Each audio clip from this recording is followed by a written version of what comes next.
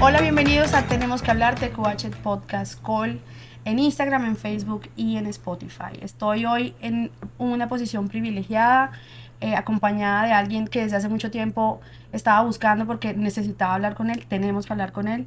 Les presento a Nayib Narváez. Nayib, gracias por aceptar la invitación en este momento tan crucial, tan histórico, tan importante para Colombia, pero sobre todo también para la costa Caribe. Entonces me encanta que hayas podido aceptar nuestra invitación para estar hoy en el podcast. No, pues un placer, de verdad, los micrófonos de Tenemos que Hablar y definitivamente estoy de acuerdo, es un momento vital, prioritario, fundamental para el rumbo del país y para todos los colombianos que creemos en las cosas positivas que tenemos, no solo en el talento, sino también, digamos, en esa posición que Colombia puede tener a nivel mundial.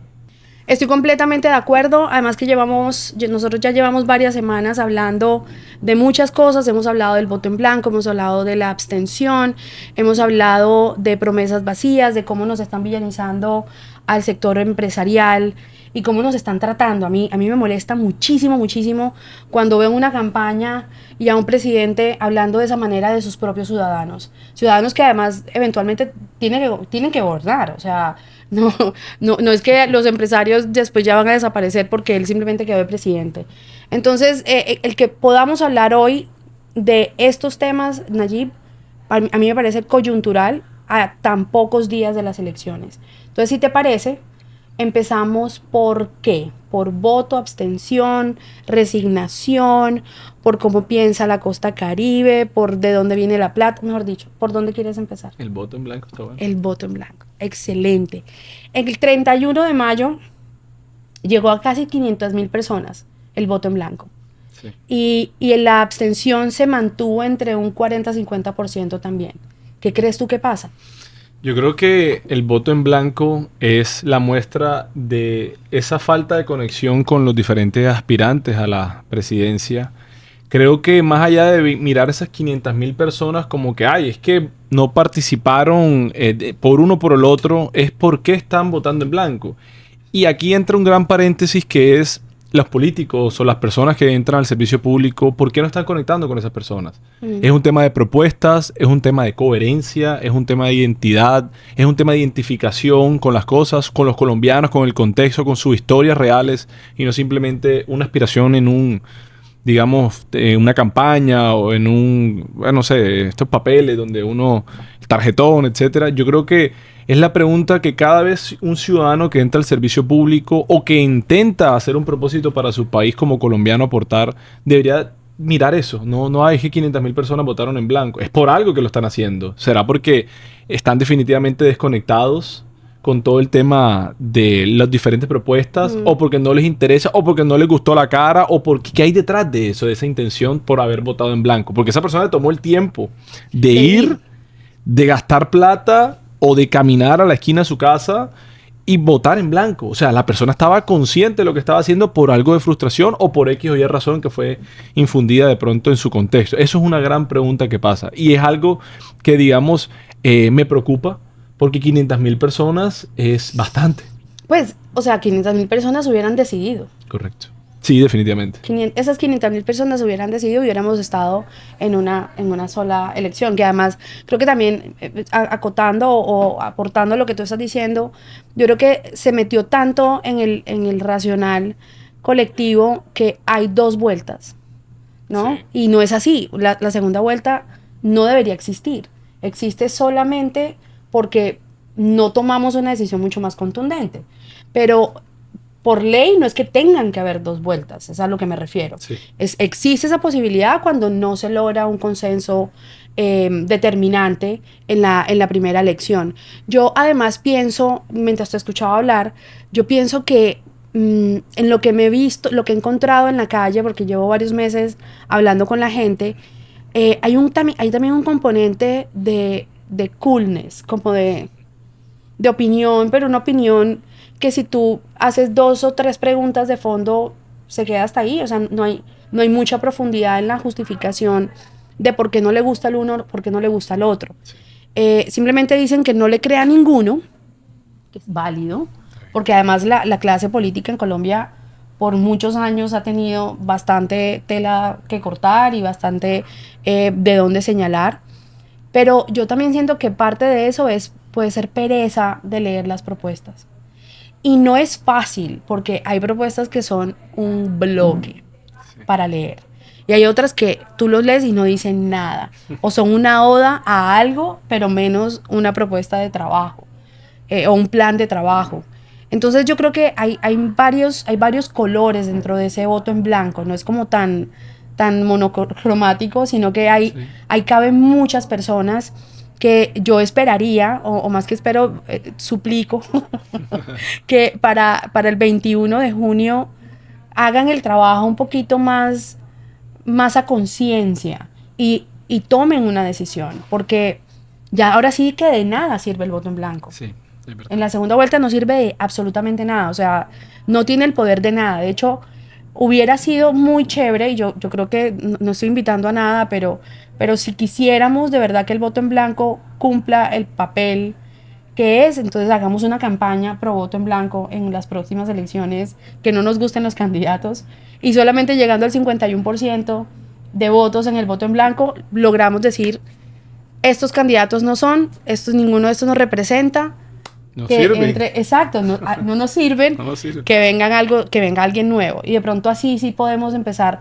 desde el pueblo a pararnos en el poder y no a reaccionar o a quedarnos en esa resignación o en esa apatía disfrazada de opinión. Puedo estar levantando una cantidad de tierra y de piedras que me van a tirar, pero es lo que puedo leer, además de que en efecto hay personas que lo hacen convencidas después de haber hecho un estudio y una crítica juiciosa de los programas de gobierno. Pero es que también, o sea, tienes mucha razón, el voto en blanco como tal da esa oportunidad para decir no me gusta ninguno de los candidatos, que por cierto, qué cosa de loco, eso parecía un carnaval. Había de todo. Había de todo, ¿eh? De todo. Hasta, mira, se metió Marvel, estuvo Batman, estuvo de todo ahí.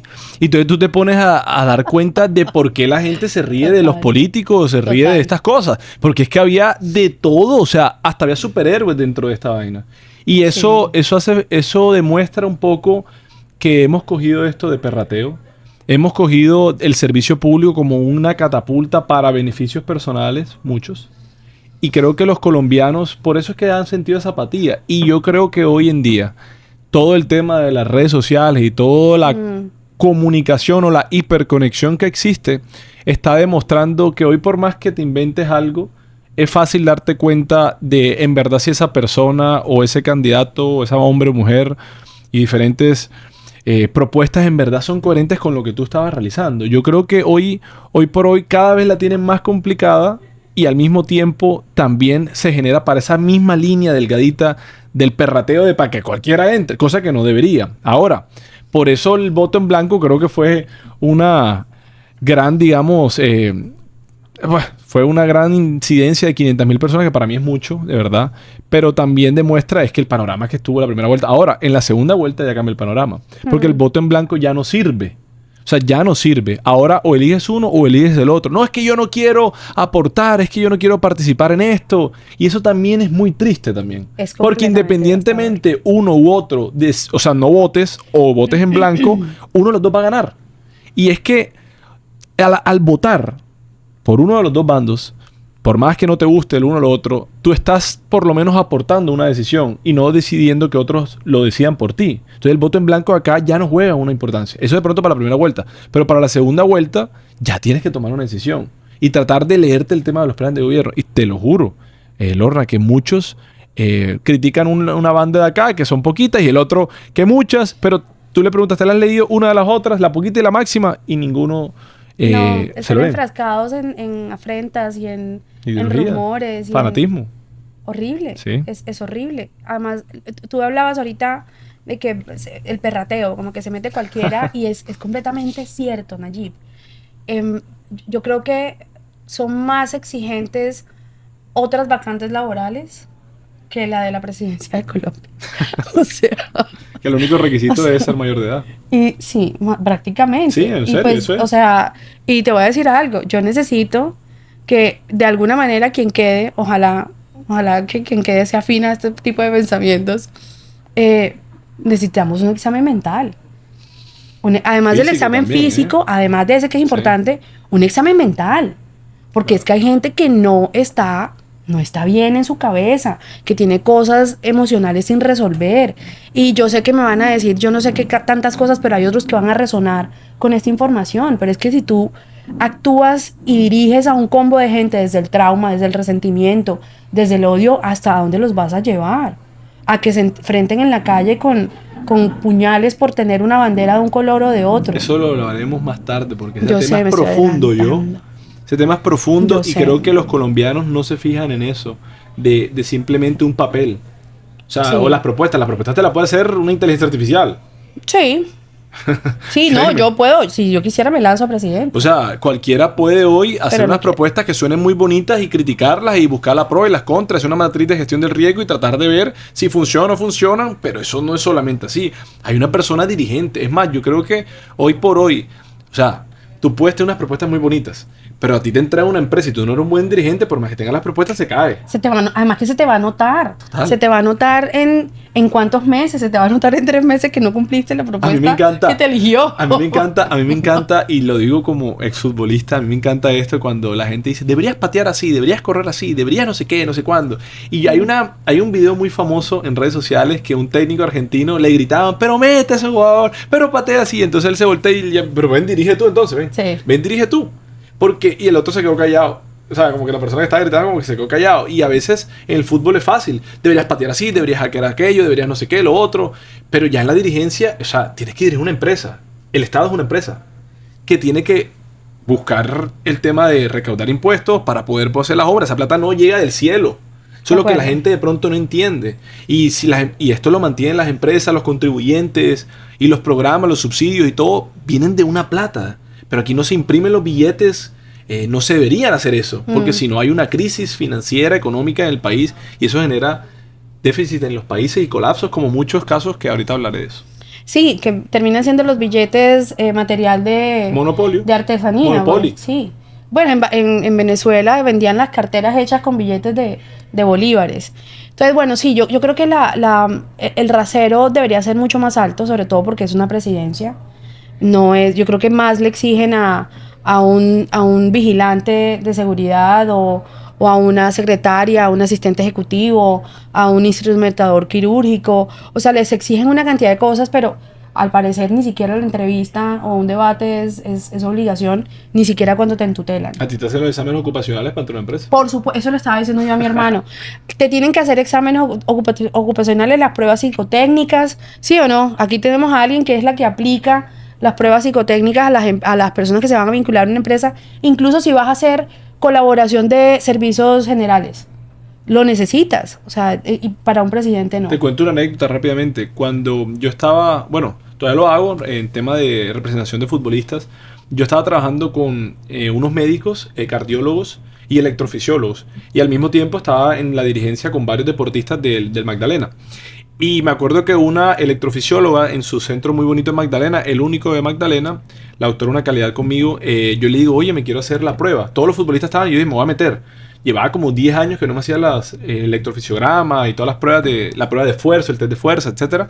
Y me metí, ya teniendo, en ese momento, eso fue hace como 3 años, yo tenía 31, ahora tengo 30, casi 35, pero cuando me hice las pruebas, yo quería ver cómo estaba hace 15 años, que Claro. fue la última vez que me la hice cuando jugaba en Argentina. Y me la hice y la verdad estaba muy bien físicamente. Y entonces me tuvo que bajar de la máquina y me decía, ya. Suficiente. Para. Pero yo me la hice no por mostrarlo, ni nada, sino para ver cómo estaba. Y la verdad me pareció muy chévere mis resultados. Y digo, oye, me he cuidado todos estos años, pero no por otros, sino por mí. Y para poder, pero es que aquí en el caso de Colombia es distinto. Pero cuando tú estás entrando a una presidencia, tú representas a los 50 y pico millones de colombianos y tú estás representando en salud, en temas de pensamiento y en temas también para otros que no están de acuerdo de pronto contigo, para dirigir la empresa que es de todos, De todos. y afecta a todos. Entonces, De si tú no acuerdo. estás bien mental, física, espiritual y demás, tú estás jugando un gran peligro para todos, incluso el que votó y peor el que no votó. Sí, y volvemos entonces para cerrar el primer punto del voto en blanco y de la resignación y de la abstención. Yo creo que ya tuvieron muchas oportunidades en elecciones pasadas, este año son completamente diferentes. Lo que estamos viendo que está pasando desde olvídate lo que pasó antes, porque es demasiado. Pero solamente analicemos lo que pasó del 31 de mayo a hoy. Una locura. Es una locura. Yo bromeo con un amigo. ¿La abstención en cuánto fue? ¿50%? Sí. Es que ya entramos al segundo punto. Ya entramos al segundo punto. Pero es que el tema, Lorna, el tema de la abstención, ponte a pensar, 20 millones de colombianos participaron, 20 y pico, ponle, y 20 no participaron, o sea, 20 personas salieron y 20 decidieron no salir. ¿Cuáles son esas razones? Que histórica participación en Latinoamérica, porque cifra histórica en Colombia para poder... Y suena bonito eso. Pero es que 20 personas se quedaron en su casa y no decidieron. O no pudieron o no se enteraron, que es peor. Sí, obviamente hay que bajar unos cuantos que de pronto no tienen conectividad o que están enfermos o que están de viaje. El Estado está totalmente pero no son abandonado. 20 millones. O sea, estas personas que definitivamente no pudieron salir o porque estaban de turno en el empleo y no les dieron permiso, pero no son 20 millones. Pero 15 millones, ponle. Exacto. Pero 15 millones son 15 millones. Son es un varios montón países. de gente. Exactamente. O sea, ponle que Uruguay tiene 4 millones, Salvador tiene 4. 15 no decidieron no participar. O sea, es una locura. Y viendo lo que están viendo y escuchando lo que están escuchando y viviendo lo que están viviendo, porque además son tres cosas que no siempre te hacen match en esta realidad en la que estamos, ¿no? Sí. Lo que te muestran, lo que te dicen versus lo que tú estás viviendo son tres mediaciones completamente diferentes. Entonces yo me he encontrado en allí gente con la frase de cajón de la política no es conmigo. Uf. No, yo la verdad es que, y sobre todo mujeres. Y a mí me da como me quiero sacar el carnet de ofendidita. Como que no, o sea, no te hace ser más femenina, no te hace ser más princesa. No, amiga, date cuenta. Date cuenta que es que si no tienes hijos, los vas a llegar a tener y vas a sufrir el no haber votado en esta. Si tienes hijos, vas a sufrir el no haber votado en esta. Si tienes empresas, si tienes negocios, si tienes empleo, vas a sufrir por no haber votado en estas elecciones, en estas en particular. En la costa, además, ya vamos acercándonos más a donde estamos. En la costa, la cantidad de personas que fueron movilizadas, que no sé si votaron en libertad, pero de pronto votaron con constreñimiento, y los otros también que se quedaron sin salir. En Cartagena, solamente 800,000 personas. No entiendo. No entiendo qué parte de la realidad no están computando. Yo no sé si en otras elecciones, y de pronto tú ahí me puedes dar un poco más de luz, si en otras elecciones la participación de la costa es igual, o si se ha visto más movimiento. Sí, la abstención ha ido disminuyendo, es decir, cuando haya más participación, la abstención baja, por obvias razones. Pero sin embargo sigue siendo muy alta y es muy preocupante. La pregunta, más allá de esa persona que por X o Y razón no fue, la pregunta que se deben hacer las personas que están entrando en todo el tema del servicio público es ¿qué están haciendo? Todos, no solamente hablo ahora, porque muchos, es que este gobierno, te hablo de muchos. Sí. ¿Qué ha pasado con esos líderes o qué están representando? Para que esas personas no se sientan conectadas. Claramente hay muchos factores, la comunicación, el tema de los desplazamientos, las vías terciarias para poder llegar, digamos, a sus puestos, la cercanía o la, digamos, lejanía de esos puestos y demás, ha hecho que cada vez la gente se interese en la política. Pero sin embargo, por más que hemos ido subiendo, hay mucha más facilidades hoy para poder votar, para poder acceder y demás a este tipo de cosas. Sin embargo, hay mucha apatía. O sea, hay mucha gente que dice eso que tú dices, no, a mí no me interesa, todos son lo mismo. Políticos, eso no sirven, los coges, los metes en una licuadora todo y no sale nada. Ese comentario lo hicieron justo esta mañana en una publicación. De ese licuado no sale nada. Y una persona una vez me dijo, cuando yo me lancé de candidato, me dijo, ¿sabes por qué voto por ti? A pesar de que la política no me guste, yo voto por ti porque yo he visto tu trayectoria y he visto todo lo que has hecho en el fútbol y siempre hablas de lo mismo. Y eres tú, o sea, no has dejado de ser tú. Y entonces la pregunta es que acaso cuando estos candidatos están entrando dejan de ser ellos? Y si lo están dejando ser, qué peligro. Entonces, yo creo que aquí nosotros tenemos que entender quiénes son las personas que están lanzando y por qué. ¿Qué hay detrás de esa candidatura? Yo creo que eso juega un papel fundamental y creo que el reto que tiene estos jóvenes, estas generaciones que van a dirigir el país, no esta nada más, sino las que vengan, que cada vez va a ser o mejor o peor, espero que sea mejor, y por eso son tan trascendentales este junio 21, qué estamos haciendo, los que estamos queriendo entrar, o lo que estamos queriendo participar o cambiar el país para que no pase eso. Y creo que es un tema de conexión y de identificación. Más allá porque yo y tú, creo que de la misma edad, nos han acostumbrado o que eres de un lado o que eres del otro, y que hay una polarización extrema. Es que si tú eres tal, nos matamos y no sé qué y lo otro. Y eso se ha cargado durante tantos años que ha dejado de verse la política como el instrumento para poder desarrollar un país de la manera correcta.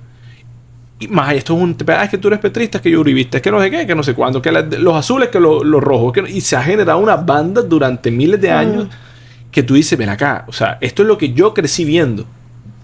Pero a partir de ahora, ¿qué es lo que tú vas a hacer? Tú no tienes, digamos, para poder garantizar tu pasado, porque es que eso no eres tú. O sea, tú llegaste hasta ahí, pero sí tienes toda la posibilidad para poder organizar tu futuro. Así es. Entonces, lo más importante es que nosotros el pasado lo tratemos de cerrar para poder construir un futuro, y esa decisión la tomamos nosotros autónomamente. Claro. Eso juega un papel fundamental y los jóvenes tienen que tener eso. Entonces, ahora, esa abstención tiene que ver mucho porque las personas no están queriendo estudiar la política, y en educación cívica, te lo juro, a mí me ponen de bombero, policía, tapar huecos, lo otro, y esas no son mis funciones. Sin embargo, las hago. Busco la manera de conectar para hacerlas.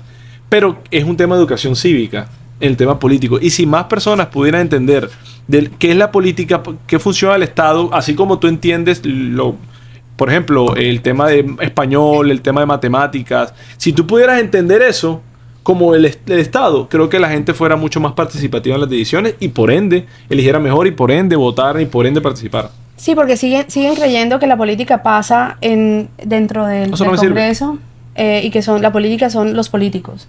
Y los políticos no son la política. Correcto.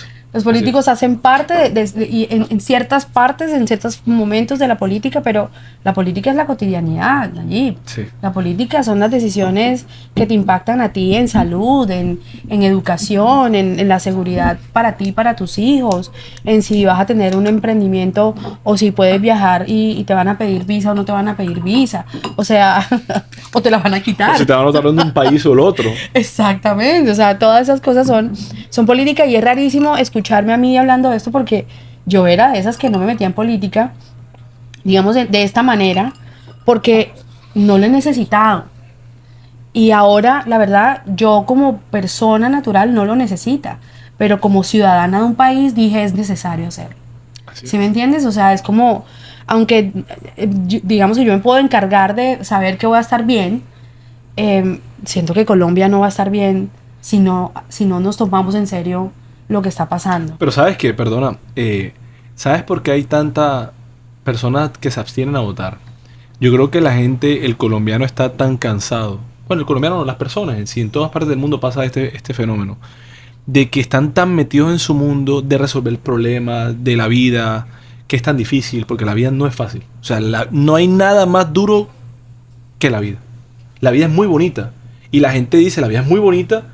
Y entonces, si la vida es bonita, es que no es dura. Ahí está un gran error. Es que la vida es bonita y es dura. El matrimonio es hermoso, pero también es difícil. Cuando la persona entiende eso, pero también entiende que tu vida puede ser aún más compleja si tú no te sales de tu mundo, de tu círculo. No sé si alguna vez te dijeron, el mundo no gira en torno a ti. Jamás. Bueno, a veces pensamos que eres el único que tienes problemas. Y hoy las redes sociales te han ampliado la visión para poder entender que hay miles de situaciones difíciles y cosas que tú no puedes controlar, pero sí cómo reaccionas ante ellas. Entonces, ¿qué pasa con esto? Cuando nosotros entendemos que el círculo no gira en torno a nosotros, y que está bien que te concentres en la resolución y de tus problemas, pero también hay decisiones que te pueden afectar más. Claro. Tú empiezas entonces a sacar también un tiempo valioso para poder no solamente contribuir con tu voto, sino también para influenciar a otras positivamente, más allá de tu trabajo, más allá de tu derecho, tu deber de participar. De acuerdo. Es un derecho, pero también es un deber. Sí, y esa es la razón de ser de este podcast, así precisamente. Por eso sale como de la nada. Sí, tal cual. Y obviamente no solamente vamos a hablar de política, pero es que nace porque tenemos que hablar de política. Porque además, eso lo hablaba en el primer episodio con José Pareja, mi co-host. La gente no sabe hablar de política sin pelear. Y eso también obedece a lo que estabas hablando, de que han sido adoctrinados en bandos y en contrabandos, ¿no? Entonces, te voy a hablar y pensé en mi abuela. Mi abuela se murió siendo, ya no sé si era conservadora o liberal, pero ella no sabía quién era el candidato de turno, pero ella decía, ¿cuál es el que es liberal? Por ese voy yo, pero mamadita, no, o sea, ese es el candidato de mi partido y ese es por... Entonces es como, es una costumbre, se volvió una corriente, una parte casi que cultural, el no cuestionar. Yo a política no, pero sí a partidista. Yo nunca he tenido partido de nadie, yo no. Y yo creo que eso también viene porque mi papá no pudo votar casi toda su vida, mi papá era militar. Entonces siempre nos dijo, hay que leer. Y en la casa el plan de los domingos era leer. Y el plan de los lunes era leer. y pues nunca hubo como, esto es lo que hay que hacer, o eso. Jamás nos dijeron por quién votar, pero sí nos dijeron que teníamos que votar. O sea, que era una responsabilidad como ciudadanos y como miembros de un sistema social en un país. Entonces, para mí la abstención y la apatía nunca fue una opción. Nunca ha sido una opción. Entiendo que es para otros, pero en el caso mío, yo creo que también por eso como que soy tan ferviente o hablo con tanta emoción diciéndole a la gente que por favor voten en estas elecciones del 21. Bueno, pasamos, ahorita estabas hablando que si la gente entendiera o supiera un poco más de cómo funciona el país, el Estado, de pronto eso ayudaría. Y yo te decía antes de que nos encontráramos que me he encontrado gente en la calle que cree que el hueco se lo tapó Petro.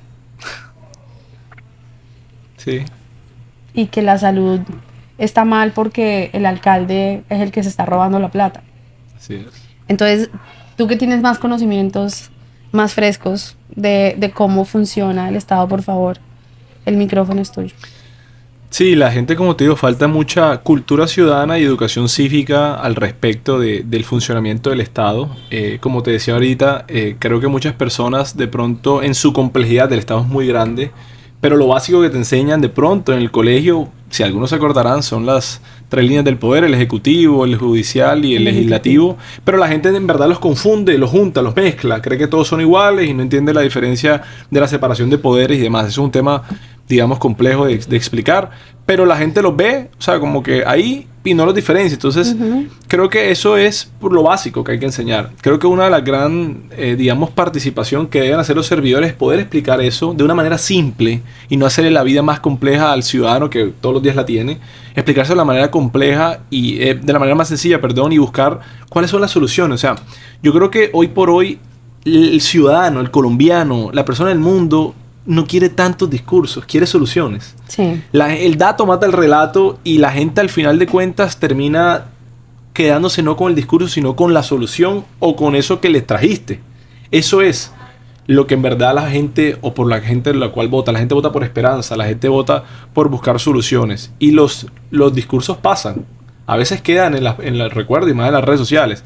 Pero las soluciones es lo que deberíamos nosotros. O sea, hoy nosotros deberíamos como ciudadanos estar mirando más qué hizo y qué no hizo, más allá de la ideología o la narrativa que hay detrás. Eso es en verdad por lo cual se debería votar. Los planes de gobierno se tienen que ejecutar. La gente no sabe que es un plan de gobierno, ni tampoco participa muchas veces en los planes de desarrollo distritales o en los planes de desarrollo nacionales. Creo que eso es algo que hay mucha apatía. Y es más, muchas veces la gente dice, yo quisiera un hospital acá. ¿Pero por qué? No porque yo quisiera un hospital acá, porque es que el otro me queda cerca. Y cuando hacen las reuniones o las juntas de acciones comunales o los cabildos abiertos para las planeaciones de esas, la gente no va, pero sí lo pide. Entonces, ¿cómo tú vas a poder pedir algo si ni siquiera participas? Si no sabes en dónde está la instancia para pedirlo. Entonces es un deber como ciudadano. Sí. Ahora, es verdad lo que tú dijiste ahorita. La gente piensa que las cosas de Barranquilla están pasando simplemente porque sí o porque deben pasar. Y no entienden cómo la ciudad ha ido evolucionando. Pero más allá de entrar a ese punto cuarto, yo te quiero ahora entrar al tema del tercero, que hablas tú sobre el tema del presidente.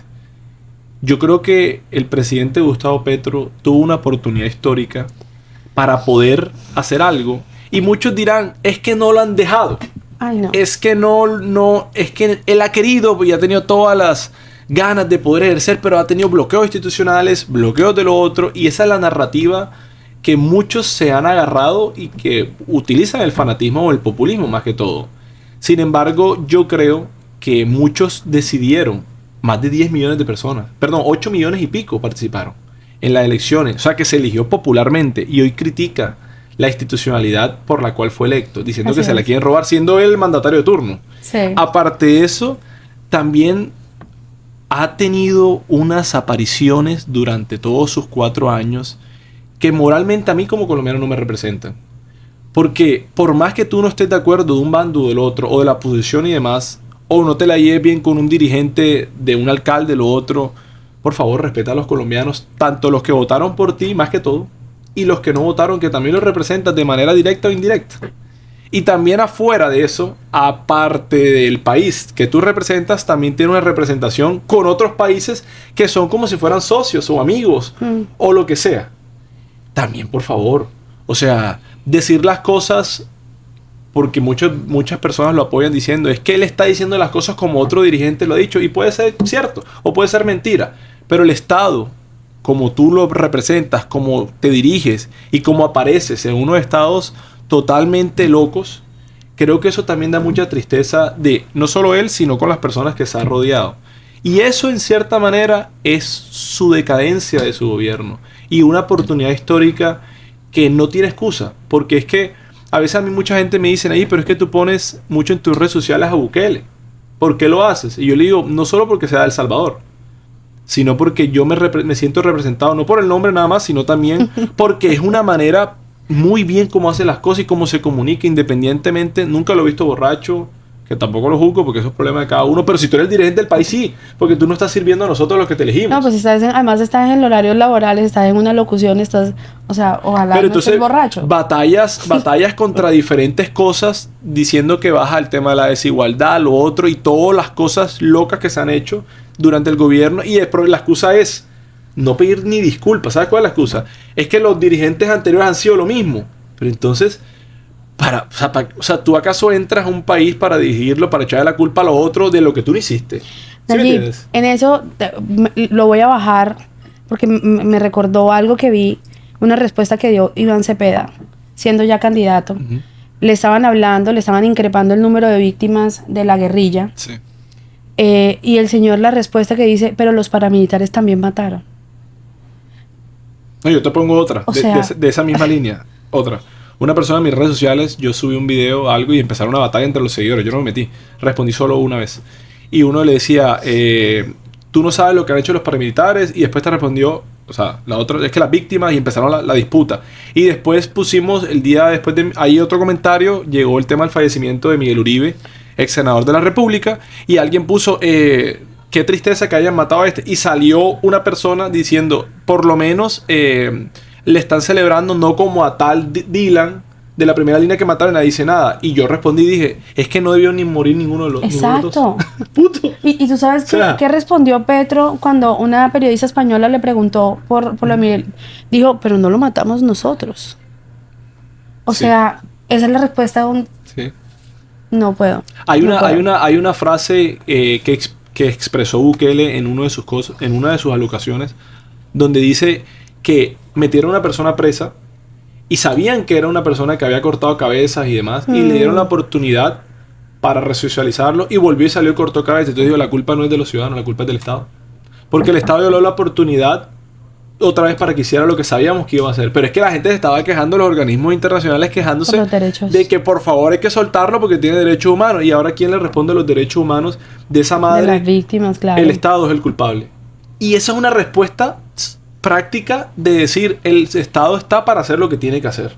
Y no para buscar excusas de que otros estados anteriores, porque es el mismo, sino que hay dirigentes de turno que no han hecho lo que han tenido que hacer. Entonces yo creo que hoy en Colombia estamos todavía en ese problema, en esa polarización que no nos ha dejado poder avanzar y echarle... O sea, aquí gana el que le echa la culpa al otro.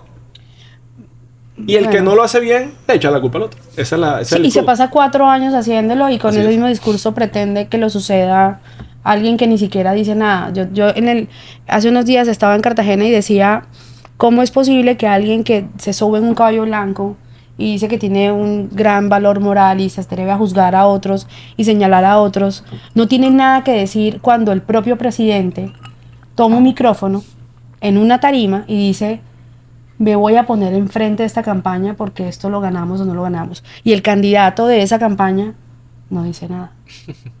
Ahí están los valores, ahí está la ética, ahí está el criterio. O sea, para mí ya hay 50.000 otras razones. Pero si queremos una más reciente, esa, ¿por qué no ha dicho nada? Sí. Se pronuncia por una camiseta, se pronuncia por un eslogan. Y se la pone. Y claro, se la pone, pero no solo pero eso. saca demandas, o sea, tiene tiempo para reunirse con su equipo jurídico y sacar adelante esas demandas. ¿Cuántas veces ha demandado Abelardo en la última semana? Y todavía no ha dado un debate y no ha hablado de sus propuestas. No, pero y todavía tiene evasivas a las preguntas que le hacen. Yo te quiero decir algo. No Gustavo Petro como presidente ha sido no solamente un mal presidente, sino que ha sido un mal presidente electo popularmente, que es peor. Porque es que lo eligieron para que dirigiera. Y muchos ahora saldrán a defender esto y muchos saldrán a criticarme. Pero es que él ha tenido la responsabilidad durante 4 años de poder hacer cosas. Independientemente de las oposiciones o los bloqueos que ha tenido la oportunidad histórica. Porque nunca en la historia de Colombia, digamos, ese movimiento progresista izquierda había sacado tanta participación. La gente quería ese cambio. Pero el cambio terminó siendo peor. Y ahora buscan, si tú te lees las 600 y pico páginas, yo me las leo toditas, las 433 páginas del primer plan de gobierno y después las 118 del plan de gobierno de su candidato que él está promocionando, que es de su partido. Sí. Y hay cosas buenas, pero hay cosas mucho peores de las que yo me imaginaba que Petro. O sea, muchas cosas peores. Que de verdad la persona que no se las lee y lo apoya de verdad, dice, caramba, o sea, yo personalmente yo me asusto.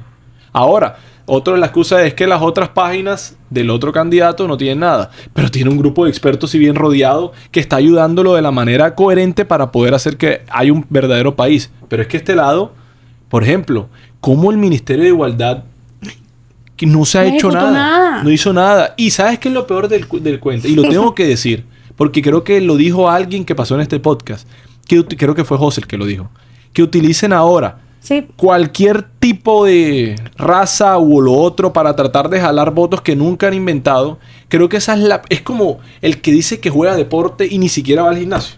Eso me parece a mí fatal. Diga que no juegue y ya. Exacto. O sea, a mí me preguntan, ¿sabes jugar béisbol? Yo no sé, yo sé jugar fútbol. O sea, porque es que lo que se juega es fútbol y eso. No sé jugar porque me dicen que soy malo, pero yo lo disfruto.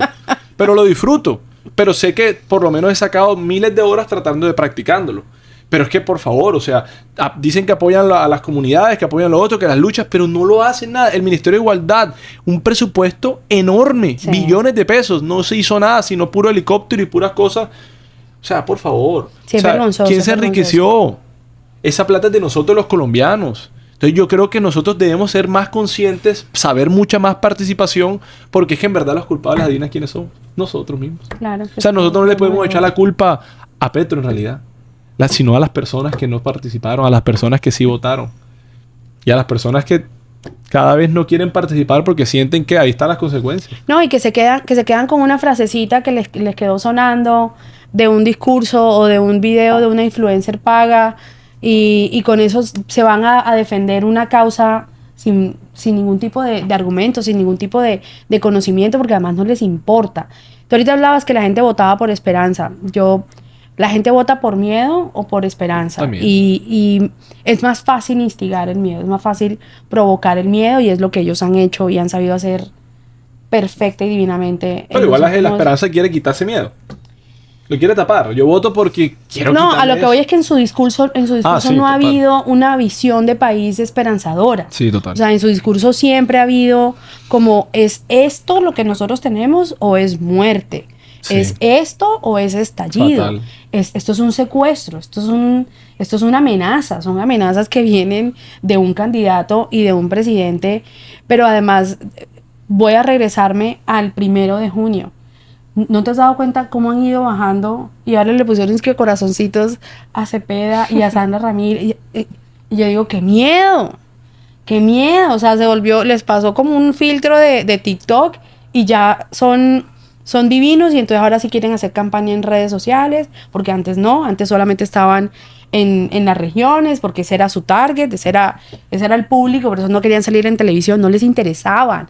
Ustedes no les interesaban, entiendan eso, o sea, los que ahora salen a defenderlo en redes sociales y a meterse con los de Abelardo de la Espriella. Abelardo creo que ha hecho campaña en todos lados, desde el primer momento. Creo que hizo campaña en región, en redes, en televisión, por cualquier lado. Este señor no, este señor con esa carita, yo creo que es la tercera vez que salgo diciéndolo, pero voy a poner el clip, por favor, Sebastián, pones el clip de la carita de Cepeda. Los candidatos pueden debatir cuando quieran. Los candidatos pueden debatir como quieran, nadie les está impidiendo. No, me refiero... Con esa altivez, ¿sabes? Así despectivo. Tú no te puedes querer ganar ni conectar, que era lo que tú decías, o inspirar a un pueblo. Y entonces ahora, a la fuerza mediada, con artilugios y con filtros de TikTok, estás diciendo que vas a traer el mundial de fútbol, que entonces que si te ríes, eres el más ameno, eres el más dadivoso, pero te increpan en la calle y dices, me siento amenazado. O sea, un presidente que no es capaz ni siquiera de dialogar con un ciudadano que lo increpa en la calle, ¿cómo se va a sentar con un presidente de otra nación? Yo me leí las 600 páginas. Lo siento. Una semana, no, pero yo no me he leído todas. Lo hice para poder entender su pensamiento. ¿Y qué encontraste, Nayib? Encontré unas cosas, de verdad, me pareció más allá de un programa de gobierno, me pareció más un programa de ideología o narrativa para inducirles a otros. O sea, por ejemplo, frases que me generaron, y me las acuerdo. Para las personas, una de las frases que dice, para las personas que hablan o ven a Venezuela con perversidad y hasta con simplicidad, el tema del derrocamiento, de la caída de Venezuela, entre paréntesis, o del dictador, están dejando de ver el panorama más complejo de lo que es. Y Colombia ha sido experimento de Estados Unidos durante años. Y puede ser, si tú lo miras como administrador público, en mi caso, como futuro administrador público, hay muchas cosas que el próximo presidente de turno debería analizar. Cómo potenciar la economía de Colombia con las cosas más acá, más allá de depender de otros. Tiene mucha razón. O sea, hay que mirarlo no con un tema de emociones, sino con un tema de, digamos, objetividad y con análisis profundo. Cómo nosotros como colombianos podemos potencializar mucho más la economía nuestra y no depender de otros. Sí, perfecto. Pero es que si tú lees todo, es una batalla. Y de las 433 páginas del primer plan de gobierno, muchas hablan de Uribe como un odio increíble. Muchas hablan también de poner a su papá como... Creo que todavía hay un tema mucho de esa pérdida. Terapia. Esa pérdida de darle honores. Y por cierto, hay muchas cosas... Tiene que ir a terapia. No, total. Que se haga oponopono. Como todos los y constelaciones familiares. Como todos los colombianos deberíamos asistir. Total. Pero un presidente debería estar mucho más. Claro, porque es que esto no es que simplemente uno, porque es que aquí ni tú, ni yo, ni nadie es perfecto. Pero si el dirigente de turno que nos representa debería tener un poquito más de cuidado en eso. Entonces, ese plan de gobierno habla mucho del odio, muchas de las cosas. Y por más que la narrativa parezca, porque son puras letras, no habla de cosas del pasado. Por ejemplo, el gobierno no hizo esto, faltó esto. No, habla de es que no nos dejaron los gobiernos pasados, es que Estados Unidos es el culpable de Venezuela, de los otros, de Cuba, de todos, pero de Colombia no habla. De por qué Colombia no han hecho su gobierno. Y también dice que no pueden volver a las cosas del pasado, de las élites, de lo otro, y que este es el pueblo para el pueblo y con el pueblo y para el pueblo.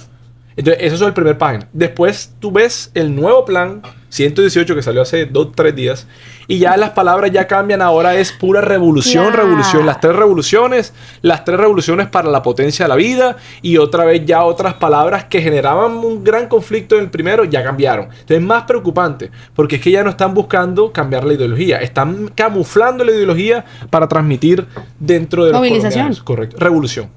Sí. Y habla de diálogos, pero no veo nada de los bandidos, no veo nada de las cosas. No, es que nunca lo vas a ver. De hecho, la semana pasada estuvo Petro en la ONU y le preguntaron que si él había sido guerrillero, que cuál había sido tu trabajo. Y él utilizó un phrasing, dijo que él había hecho parte de un ejército bolivariano de no sé qué. Y el viernes 13 de junio sacó un decreto. No sé si lo viste, el 603, sí. 0603 creo. Y en ese dice que que está pidiendo que cese las actividades, los militares, o sea, el Ejército Nacional, para que los disidentes de una línea del ejército bolivariano, son las mismas palabras.